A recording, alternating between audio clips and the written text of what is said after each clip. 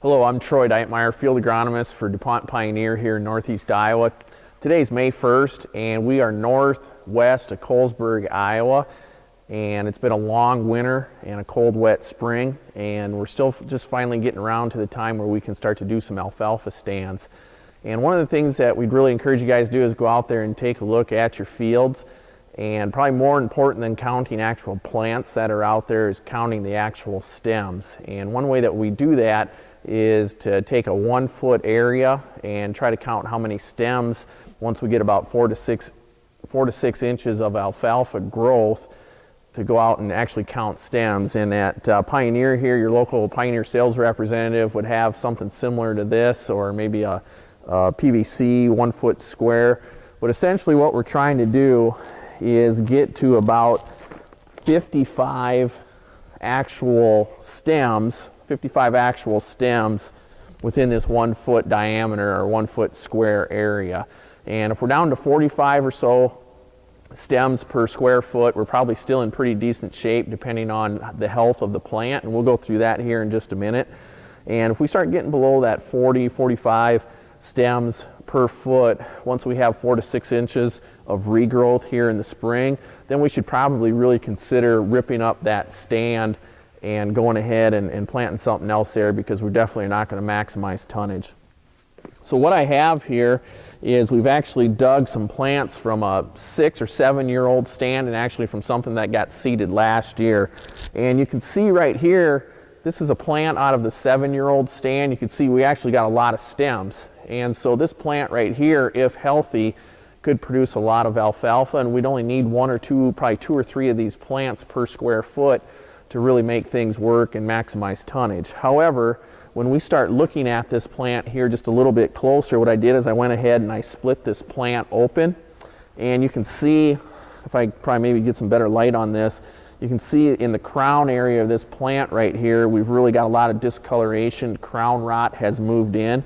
So even though this plant has a lot of stems growing on it right now, we're not going to probably expect this plant to live throughout the growing season. You run a machine over top of this, you can see that this plant is actually kind of starting to come apart as we speak. So definitely wouldn't probably consider this guy as going on and living throughout the growing season. You can see some other ones that we ended up pulling out of this 7 year old stand.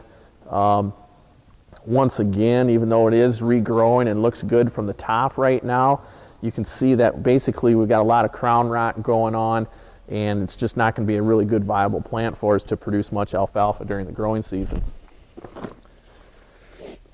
Now, we kind of showed you the worst case scenario. Here's probably the best case scenario. We're looking at some plants that are from a seeding from last year. You can see that we've got really good root health. It's really nice and white, and we are getting really good regrowth. The thing that I like about this plant in particular here, we've got a very upright architecture, which means that we're probably not going to be as high a risk for lodging. As well as we're getting quite a few stems, coming up right here. It probably wouldn't take much for me to get, 10, 15 stems on this individual plant right here. So in that ring that I showed you earlier, if we ended up with 4 or 5 of these plants actually per square foot, we'd probably be in pretty good shape. And this stand that we pulled this from actually had about 10 to 12 of these per square foot. So just because it's a new stand, though, doesn't always necessarily mean that everything's perfect. I did find this plant right here that was in a traffic area, in a turn area, and you can see here that this one did have a little bit of crown rot in it.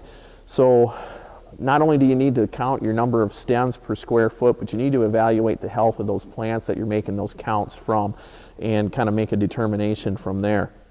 So if you have any questions or whatnot, be sure to give your local Pioneer sales representative a call. One other thing that we're getting asked a lot here as the season is starting to get kicked off is the question of fungicide use on alfalfa. And we're kind of starting to get close to the pre-harvest interval. The pre-harvest interval for headline on alfalfa is 14 days. Today's May 1st. I think that we could probably be safe spraying headline all the way through this week right here and still have our 14-day pre-harvest interval and still be okay.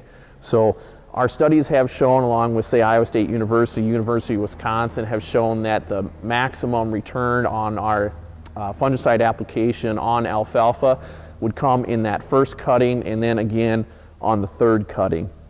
Generally, new seedings do not pay. We just don't have the disease inoculum built up high enough. But anything on second year alfalfa or later, probably the best way to maximize your return on investment would be to make applications on the first cutting of hay and then again on the third. So again, if you have any questions, be sure to give your local Pioneer sales representative a call. And until then, have a safe planting spring, and we'll see you all again soon. Thank you.